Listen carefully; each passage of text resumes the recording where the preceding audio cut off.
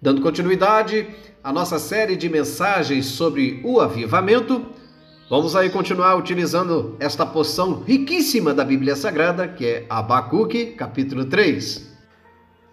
A história da igreja mostra claramente que, vez por outra, ela atravessa períodos de marasmo espiritual, apresentando frieza, abertura ao secularismo, organização demasiada e, por fim, uma quase letargia por falta de vida, poder, fervor e unção que só o Espírito Santo comunica. Tal quadro torna-se ainda mais difícil quando os dirigentes de obra também acomodam-se a esse estado anormal de coisas e não advertem nem conclamam o povo para um completo retorno a Deus e a uma vida cristã normal, abundante e ativa, zelosa pelas coisas de Deus e, acima de tudo, cheias do Espírito. A palavra de Deus por Abacuque fala-nos de alguns elementos espirituais que um avivamento deve buscar e preservar para que possa continuar. Primeiro, humilhação do povo diante de Deus, no versículo 16 do capítulo 3. O quebrantamento de espírito do profeta, aliado à sua profunda humilhação diante de Deus e seu sentimento de indignidade, representa uma das condições do povo para a continuidade de um avivamento. Num avivamento, só Deus é grande e toda a glória humana se esvai.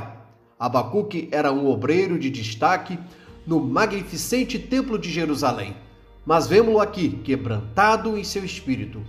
Meu ventre, meus ossos, dentro de mim. Versículo 16. A humildade de que Deus se agrada é primeiramente a de espírito e daí permeia todo o seu ser. Quem é grande em si mesmo não pode ser servo, e quem é servo não pode ser grande em si mesmo. Segundo, fé inabalável em Deus.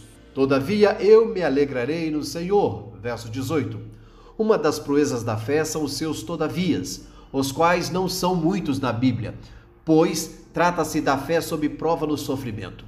No avivamento nem tudo são bênçãos, regozijo, maravilhas do Senhor.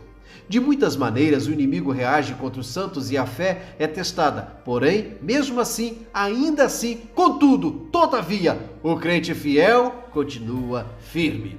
Um avivamento real não persistirá se nele vier a predominar o emocionalismo, a imaturidade, a pseudo-liderança e a ausência da doutrina bíblica. O segredo é a fé e seu exercício segundo a palavra de Deus. Mateus capítulo 9, versículo 29, deixa bem claro isso. Fé independente de prosperidade material. No versículo 17 está a prosperidade material atingida. É a fé sob prova.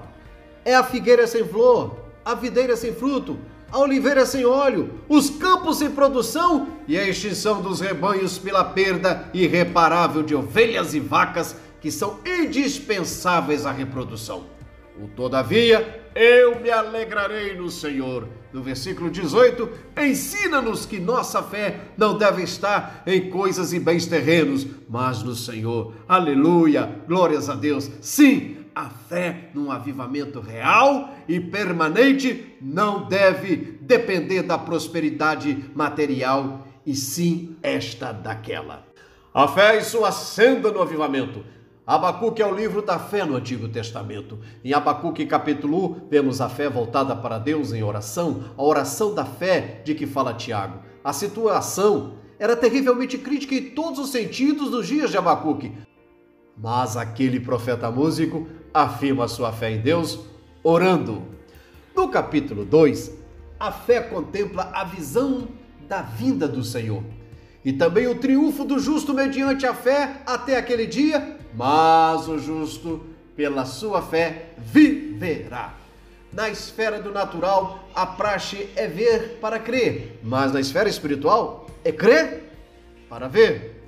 No capítulo 3, a fé em Deus canta na certeza da vitória. Trata-se de um hino a Deus, contendo uma oração. Num avivamento bíblico, a oração e o louvor são elementos preciosos que se completam. A força do Senhor. Jeová, o Senhor, é minha força. Verso 19. Duas grandes lições divisam-se aqui. Primeiro, a responsabilidade pessoal de cada crente, minha, não apenas nossa. Segundo, o crente sempre depende do poder do Senhor. Força! Amados irmãos e amigos, no avivamento bíblico registrado em Abacuque, a oração no capítulo 1, a fé no capítulo 2 e o louvor no capítulo 3 são elementos preciosos que se completam. Busquemos ao Senhor incessantemente por este avivamento e Ele certamente virá. Aviva, ó Senhor, a tua obra no meio dos anos. Abacuque sabia que o povo de Deus havia pecado e, consequentemente, seria submetido ao juízo divino. Nessas circunstâncias, faz duas petições. Pede a Deus que apareça entre o seu povo com nova manifestação de poder. Abacuque está ciente de que o povo não sobreviveria se o Senhor não interviesse com o derramamento de sua graça e de seu Espírito. Somente assim haveria verdadeira vida espiritual entre os fiéis. Abacuque ora para que Deus se lembre da misericórdia em tempos de aflição e angústia. Sem a sua misericórdia, o povo haveria de perecer. Hoje, com os alicerces da igreja sendo abalados, quando há aflição por todos os lados, imploremos ao Senhor que torne a manifestar a sua misericórdia e poder para que haja vida e renovação entre o seu povo. Deus veio, aleluia! Deus está pronto a nos socorrer. Nestes versículos, Abacuque refere-se à ocasião em que Deus livrou o seu povo do Egito. Deus que viera com salvação no passado, voltaria em toda a sua glória. Todos quantos esperavam sua vinda, viveriam e veriam seu triunfo sobre impérios e nações. Louvado seja Deus. Olha, um determinado indivíduo, por nome de Torre, disse: creio que posso dar a receita que trará avivamento em uma igreja, comunidade ou cidade sobre a terra.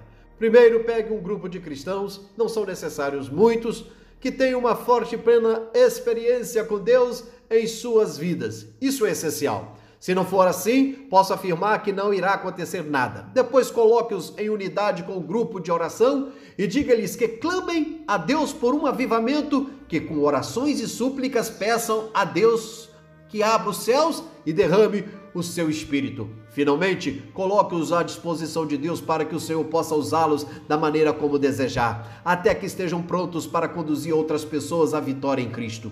E isso é tudo que, com certeza, trará o avivamento para qualquer igreja ou comunidade. Tenho dado esta receita ao redor do mundo. Em todos os lugares, Deus tem sacudido igrejas e comunidades. Esta receita sempre deu certo, na verdade, não falha, não falhará. Temos teorizado demais a palavra avivamento, irmãos amados, e tantas são as reuniões que temos esquecido o significado real do termo. Realizamos nossos encontros espirituais e ali celebramos, cantamos, adoramos e vivemos momentos de grande regozijo espiritual que duram semanas, até que as brasas diminuam e finalmente desapareçam. O que precisamos é de um verdadeiro despertamento espiritual, não apenas por algumas semanas, mas que dure todos os dias e siga até os séculos dos séculos. Não podemos mais nos contentar com o calor passageiro de congressos e encontros, como se tornássemos uma xícara de café. Precisamos beber das permanentes fontes de águas vivas que jorram do coração de nosso Senhor Jesus Cristo. Portanto, amados e queridos ouvintes, esta é a palavra de Deus, são as condições para esse avivamento. E nós percebemos ao observar a igreja dos nossos dias, não o rótulo denominacional, mas a igreja no seu geral, nós percebemos a necessidade deste avivamento, mas que através dessas mensagens que trouxemos para os queridos, possamos nos despertar pessoalmente, individualmente e buscar ao Senhor, apresentar a Deus e pedir a Ele que renove-nos, que venha renovar nossa família, que venha renovar o nosso ser, que venha renovar a nossa igreja, que venha renovar o teu povo, porque os dias são difíceis, dias de muitas lutas, de muitos desafios, mas eu continuo crendo na palavra do Senhor e crendo no novo avivamento, no reavivamento genuíno que emana do trono do nosso Deus. Portanto, receba essa palavra, que Deus em Cristo Jesus vos abençoe e pense nisso.